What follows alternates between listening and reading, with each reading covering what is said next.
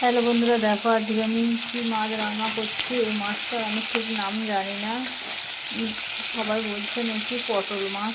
ওই জন্য আমি নিয়ে নিলাম, দিয়ে তেলে ভালো করে ভেজে নিচ্ছি। এবার এখানে দেখো নিয়ে নিয়েছি টমেটো আর লঙ্কা, আর এখানে পেঁয়াজ, আদা, রসুন আর জিরে, ধনে আর একটু সর্ষে বেটে নিয়েছি। এবার এটা ভালো করে ভেজে নিয়ে আমি রান্না করব। এগুলো আমার ভালোভাবে ভাজা হয়ে গেছে, এবার আমি নামিয়ে রাখবো। এখন আমি কড়াইয়ে তেল দিয়ে দিয়েছি আর দিয়ে দেবো কেটে রাখা টমেটোটা। টমেটো ভালো করে আমি কষিয়ে নেব। এখানে দেখো আমার টমেটোটা ভালো করে কষানো হয়ে গেছে। আমি অল্প নুন দেবো, কারণ মাছেতে নুন দিয়েছিলাম, বেশি নুন আমি অ্যাড করবো না। এবার বেটে রাখা মশলাটা আমি অ্যাড করে দেবো। মশলাটা ভালো করে কষিয়ে নিয়ে ভেজে রাখা মাছগুলো অ্যাড করব।